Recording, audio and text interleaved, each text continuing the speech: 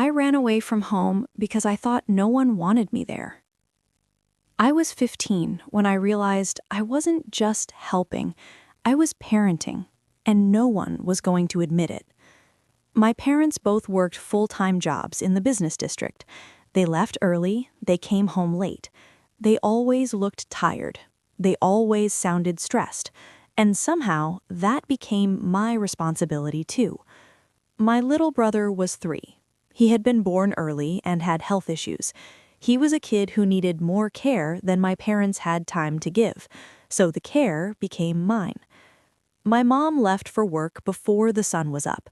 She would wake me on her way out, not gently, just enough to make sure I was conscious. Then she was gone. I would stumble out of bed half asleep, go find my brother. I learned how to stay calm before I learned how to drive. I made him food, I changed him, I cleaned up messes.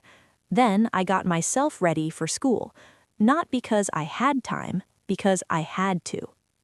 My dad didn't help. He left earlier than my mom. He said he couldn't because his job was more demanding. My mom didn't argue with him. She just looked at me and said, "Your brother needs you." Like that ended the discussion. I would take my brother to a neighbor's house when it got close to school time. The neighbor was older and she didn't love it, but she was paid. After school, I didn't go home to rest. I went home to relieve the babysitter. That was the expectation. No clubs, no tutoring, no hanging out with friends unless it was convenient. If it didn't fit the schedule, it didn't happen. My friends could meet at the mall. They could go to the movies. They could be teenagers without thinking. I couldn't. I told myself families helped each other. This was temporary. My parents would see how hard I was trying, and that one day it would matter. But then school got harder. I started taking AP classes, not because anyone pushed me, because I needed a future that didn't look like my present. Homework wasn't a worksheet, it was hours.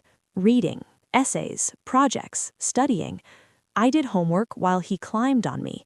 I did homework while he screamed because the wrong cup was blue instead of red. I did homework with one hand and held him with the other because he wouldn't stop crying unless he was pressed against my chest. I became good at doing everything. The week before I left home, 2 things happened. My mom came home late, later than usual. I had been waiting because she didn't text and she didn't call, and I didn't know if something happened. My brother was overtired. He was rubbing his eyes and whining, melting down over everything. I was sitting on the floor trying to calm him, while my own homework sat untouched on the table behind me. I felt like I was drowning in ordinary life. When my mom walked in, she didn't say sorry, she didn't ask how I was doing, she didn't look at my face and notice I was shaking. She walked over and said, "Why is he still awake?" Like it was my failure, not hers. I said, "He's been like this for an hour." I said it quietly. My mom's face changed. She said, "Don't give me attitude. I work all day and you can't even handle one simple thing? You need to be more understanding."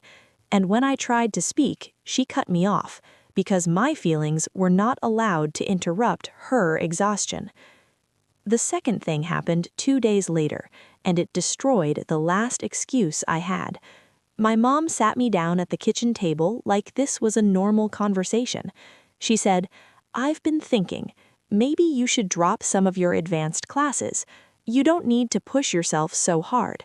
You could take a lighter schedule next semester." And then she said the part I will never forget. It would make things easier for all of us. Not for me, for them. I stared at her. I felt something inside my body go cold, because I finally understood. My future was negotiable, but their comfort was not. I said no, and my mom laughed like I had told a joke. She said, "Don't be dramatic. You're the big sister. It's your duty. Family sacrifices.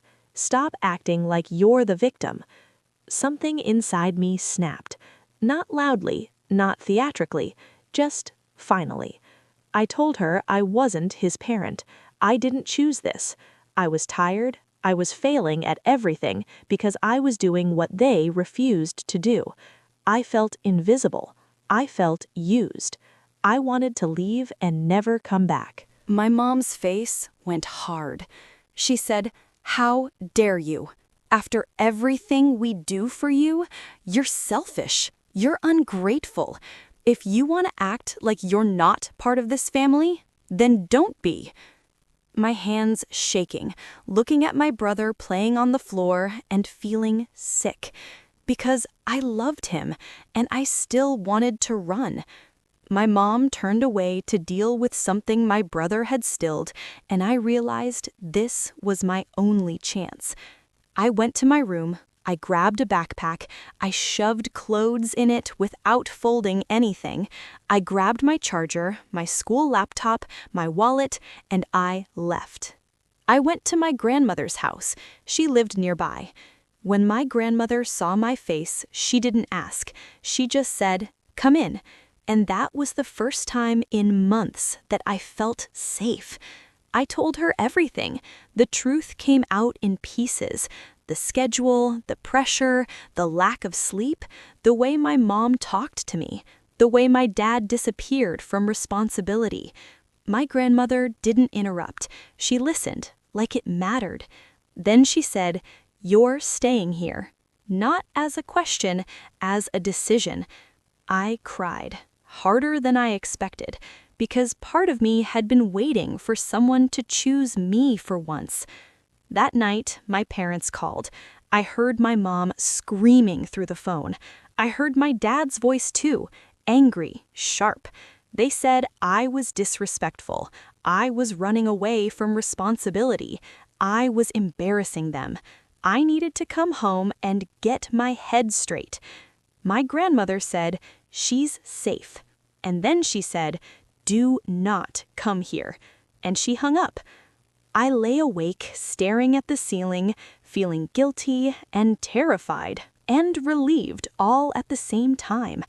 I missed my brother. I worried about him. I also felt my body finally unclench, and that made me feel even more guilty. I didn't know if I was doing the right thing. I just knew I couldn't do the old thing anymore. So that's what happened. That's why I left. And I still didn't know if I was the problem or if I was finally stopping myself from disappearing. Update. Same day. A lot of people said I should talk to my parents. So I tried. Not face to face, just a message. I told them I couldn't be responsible for my brother the way I had been. My mom responded with the same words she always used. "You're the big sister. It's your duty. Family sacrifices." My dad said I was being influenced. He said Grandma was spoiling me. I would regret this. My grandmother read the messages and her face changed. She told me she was going to speak to an attorney, not to punish them, to protect me. My grandmother asked me what I wanted, and the answer came out before I could stop it. I want to finish school. I want to go to college. I want to be a kid until I'm not. So that's the plan. I'm staying here. I'm safe. I'm still scared, but for the first time, I'm not alone in it. If something major happens, I'll update again. A few weeks later, a lot happened.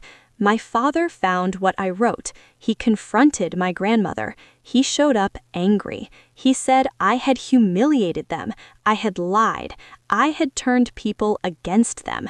He was coming to take me home. My grandmother didn't move. She told him to leave her property. He refused, so she called the police. According to my cousins, my father exploded in private afterward. Not at me, at the fact that he had lost control. A few days later, there was a meeting. My parents, my grandmother, lawyers. I wasn't forced to sit in the room. My grandmother protected me from being cornered, but I heard enough to understand the truth. My parents were not sorry for what they did. They were angry that I told someone. They insisted I was exaggerating. They said I was dramatic. I was making them look bad. I should come home and we could reset. They said it like a threat wrapped in a smile. The attorney didn't smile back. The attorney asked questions my parents didn't like. By the end of that process, I was allowed to stay with my grandmother, not forever on paper, but long enough that I could breathe and finish school without being forced back into the same role. I didn't feel relief until the day I went to my parents' house to get my things. My grandmother's lawyer came with us. We asked for my documents. My father handed them over without meeting my eyes.